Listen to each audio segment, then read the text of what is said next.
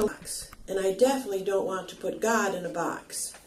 So I want to be able to dream big and kind of let go of my small-mindedness. And from John Anderson, I think if you let go of preconceived ideals, you'll find everything in this life. And from Winifred Hausman, going God's way includes letting go of the human way of thinking and holding on. When we commit our way to the Lord, we are willing to look to Him first and let everything else fade into the background as we concentrate on building our lives under divine direction. We can release it. From Joyce Meyer, when you let go and learn to trust God, it releases joy into your life. And finally, from Beyonce Knowles, this is good. Thank God I found the good in goodbye. So now here's Kathleen.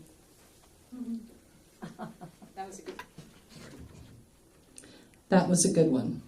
I had to end with that one. So, well, good morning. Good morning. Good morning. I'm so excited for you to be here and for me to be here. It's always a joy to look forward to getting together with my Unity of Central Massachusetts family. I found a flash drive yesterday at home, and it's a video of the goodbye message to me from Unity of Fort Myers people. And it's about 3 minutes long, and the tears were streaming down my face. And because it's been almost a year since I left there at the end of February. And so I didn't realize that was what was on the flash drive. I was looking for something completely different and put it in, and then I couldn't turn it off, right? So, but you know what? It was one of those things that reminded me of what it was like to feel letting go of one thing and opening up to another. Look at where I am. Look at where we are, where as a collective group, the consciousness brought us to this moment. And it's just magnificent. I can't even put into words how exciting it is for me to be a part of this consciousness. And we're just going to go up from there, right? Don't you think? Yeah, good deal. Okay. All right. So I'm also your PowerPoint person.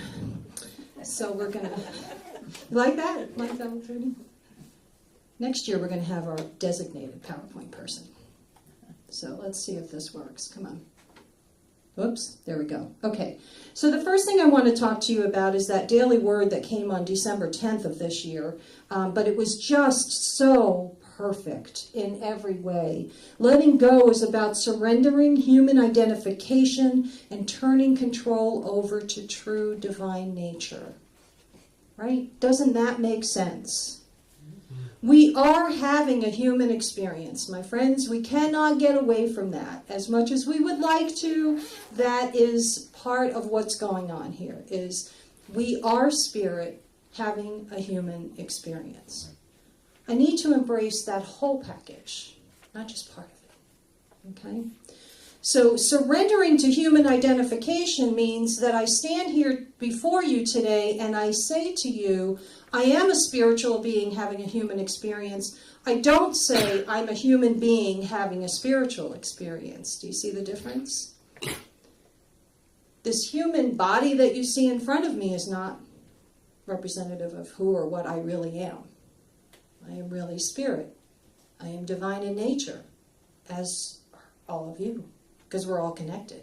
So if I am, you are, right? Right. Okay. Say yes. Yes. No. So what the daily word said to us on that particular day is that we surrender. It's misleading, letting go and letting God, right? You can say, okay, God's got it, and then wait for this outside source to take care of it for us. And that's not exactly how it works, is it? No, not at all. We're being asked surrender control of my life to an external authority? Absolutely not. I'm surrendering the human identification and turning control over to divine mind, divine spirit, whatever you want to call it. Source, universe, God, Buddha, well, I don't care what you call it. I'm going to turn it over to that. I'm never misled when I rely upon that inner guidance. I'm never misled. I may think I am at times. I may wonder, how did I get here? How did I end up in this space? But it always makes sense in the end. Usually. Okay. So it says, let go of the need to figure out life intellectually. How many of you have ever been told that you're trying to analyze something too much? Right? Analysis paralysis. Have you ever heard that phrase? I love that phrase. Analysis paralysis. I can get frozen in time if I try to think things through too much. I'm not saying you don't have to think at all. I'm not saying that you shouldn't think, but once in a while when we're facing real significant challenges, we can get stuck. We can get frozen in fear sometimes. So I want to let that part go, right? Internal and eternal divine wisdom effortlessly guides us on our path. When I let go of the need to analyze everything to the nth degree, then that inner GPS system, so to speak, can kick in. And then it can lead me here. Right? I was talking to my friend Ellen yesterday. Ellen is in Fort Myers. She and I are ministerial students together. So we're talking about it, and she was talking about that inner guidance that I felt and how I picked Unity of Central Massachusetts without ever having been here before. I stood up on that stage in Fort Myers, and I said to them, Unity of Central Massachusetts, they're getting me. They don't know it yet, but they're getting me. And they all laughed and thought, oh, that's so funny, but that's exactly what happened, right? It was a mutual thing. It was a mutual thing. I wasn't trying to be presumptuous or anything. But I thought that was where I was supposed to go, and I just followed that inner GPS. Right. So.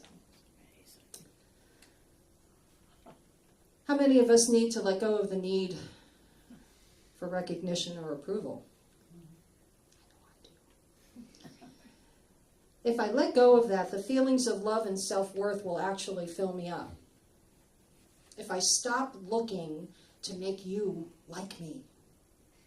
I spent the first half of my life really focused on what can I do to make this person like me or that family member like me or whatever, and I never did anything in my life because I wanted to. I never chose a restaurant because it was the one I wanted to go to. I chose it because it was the one my husband wanted to go to or my mother wanted to go to. I never picked a movie because I wanted to go along with the group decision.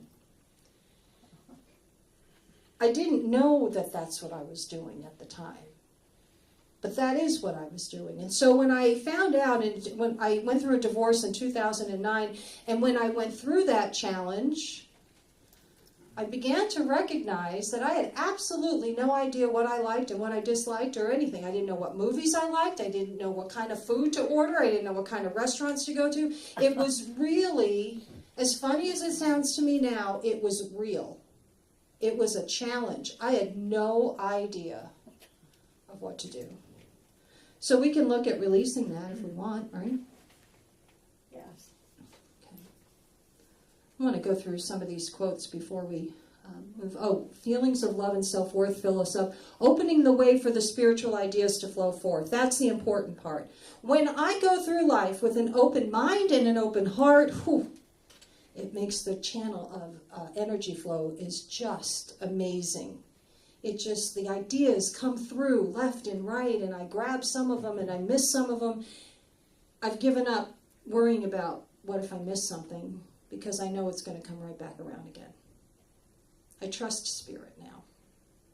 Right? I didn't before. It's like, what if this is the person I'm supposed to be with and they didn't ask me out on a second date? What do I do? You know, all that stuff. What if? I don't worry about that anymore. Spirit, the energy continues to flow. That is the part of this whole process here. Love is flowing through each and every one of us.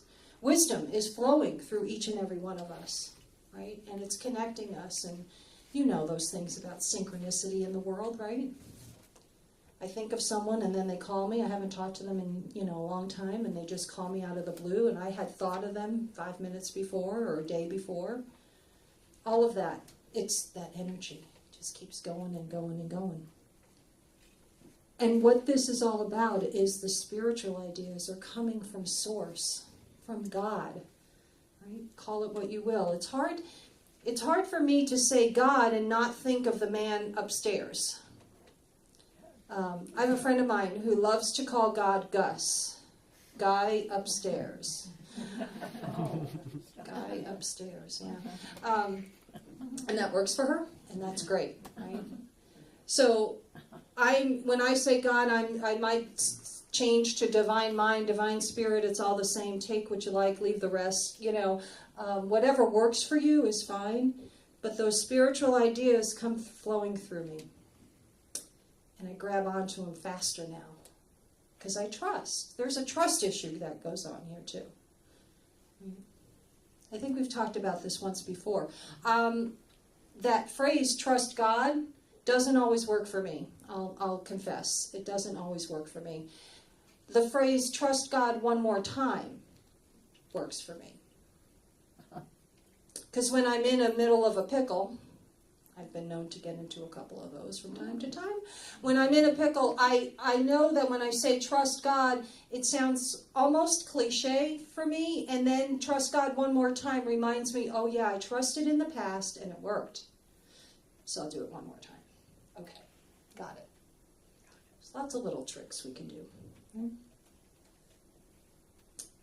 Mary Morrissey's quote about how many of you, have you ever experienced a time where you were looking for something in your life, work, relationship, whatever it was, and when you stopped looking, it showed up?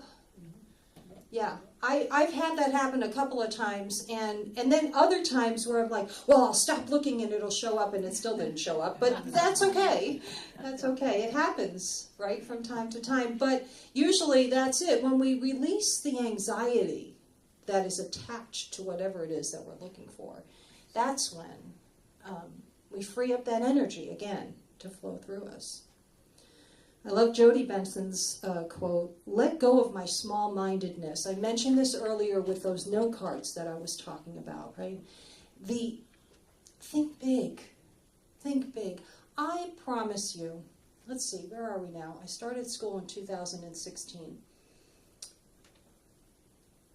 April 17th of 2016, going into ministerial school was not even on my radar.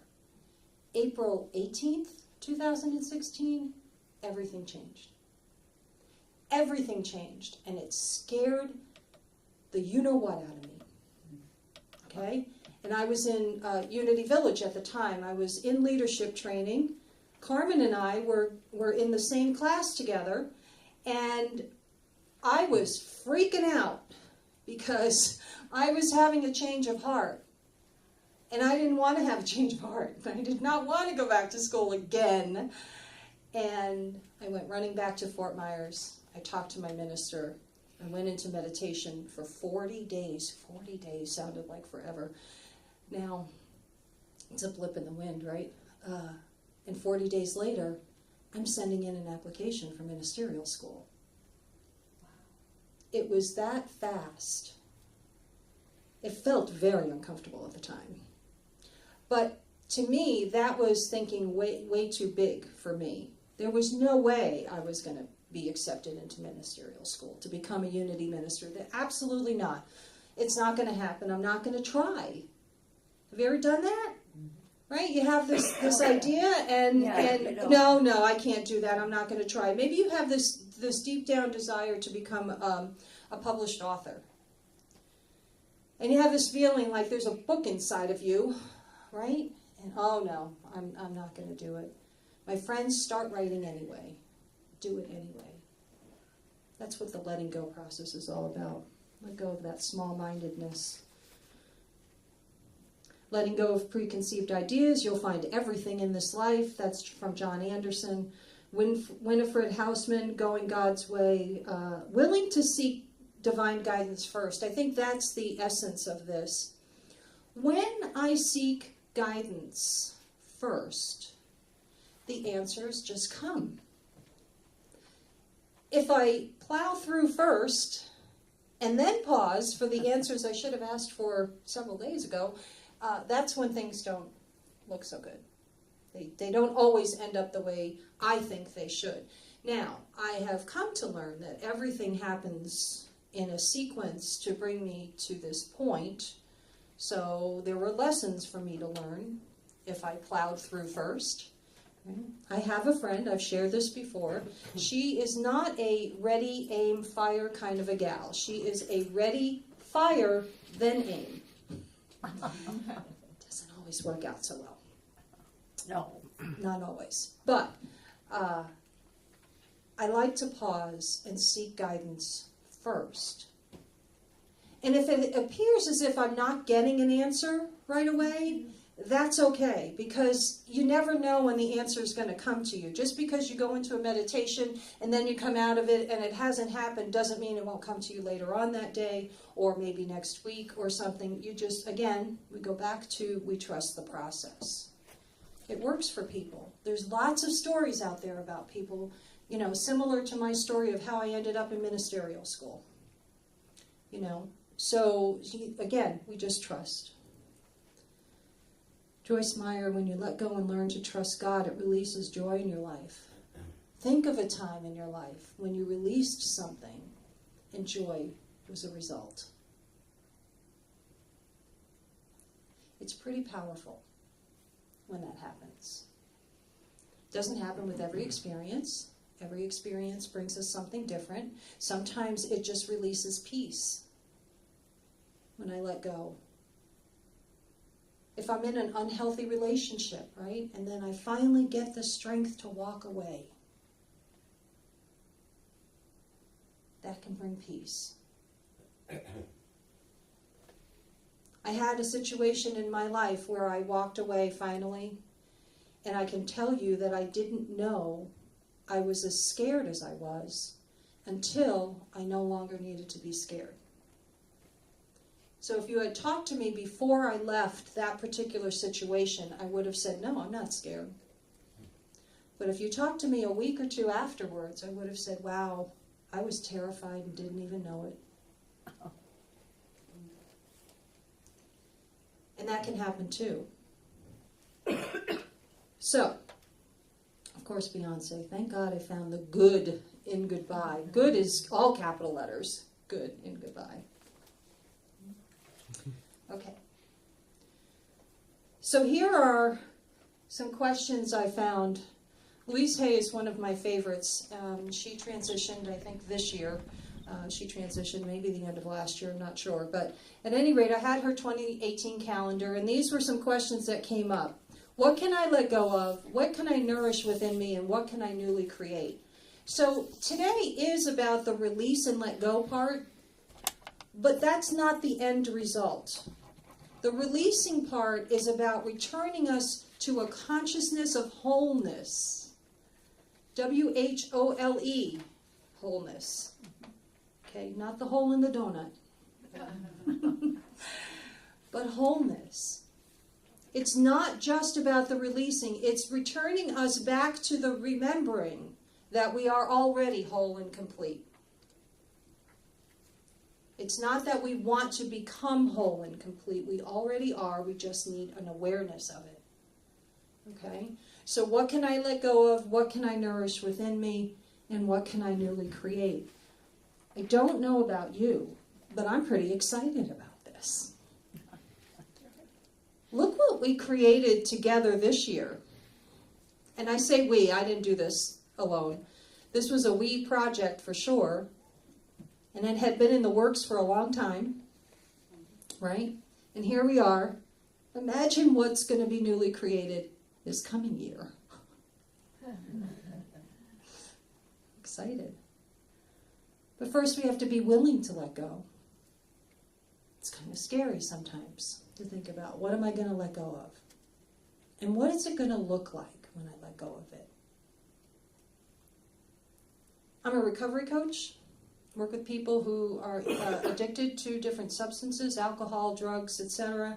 And I work with them a lot, and they're afraid to sometimes let go of those substances. And the reason they're afraid is because they don't know how to do anything without being under the influence. And what is it going to look like? And am I going to want to become a priest or a nun now because I have nothing else to do? And those are real thoughts that occur to people in addiction. They really are. I don't know one person that ever ran off to become a monk, so don't worry if, about family members or anything that are facing that. But that's the scary thought of, I don't know what it's going to look like, so I'm afraid. And it's going to look perfect for you.